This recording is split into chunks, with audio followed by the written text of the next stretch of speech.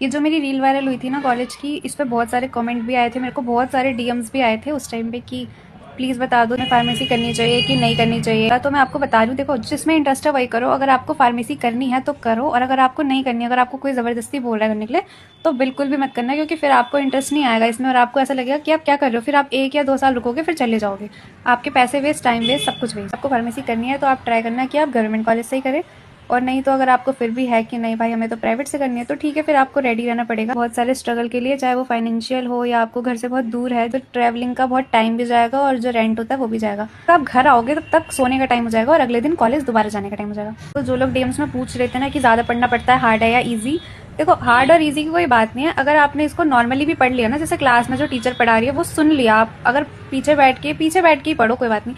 अगर आप पीछे बैठ के भी नहीं पढ़ रहे हो तो फिर अगर आप नहीं सुन रहे हो और आप सोचोगे कि कल पेपर है और मैं आज पढ़ लूँ, तब तो आपकी पक्का बैक आएगी, मैं लिख के दे रही हूँ ना। एक ही बार रिवीजन माननी है, बट फर्स्ट डे से ही पढ़ना है, तो ये आपको एंड तक जाके वो चीज़ें याद रहेगी, क्योंकि इतना ईजी नहीं है बिल्कुल भी, ठीक है। इसमें जो सेशनल्स होते हैं आप उसको कूल बन के छोड़ नहीं सकते कि मैं तो सीधा फाइनल पेपर दूंगा या दूंगी। आपको शुरू से ही सारे एग्जाम भी देने हैं, प्रैक्टिस भी होगी, तभी आपकी।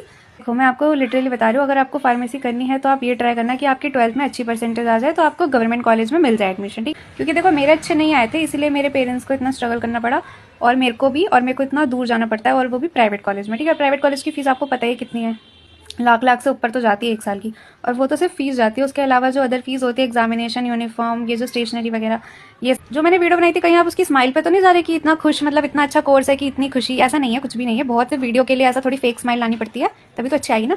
पर वो ऐसा है नहीं, वो हमें बहुत ज़्यादा स्ट्रगल करना पड़ता है, चाहे घर से कॉलेज के लिए हो, कॉलेज से घर के लिए हो, वहाँ क्लासेस या फिर 2 घंटे खड़े होकर प्रैक्टिकल करना हो।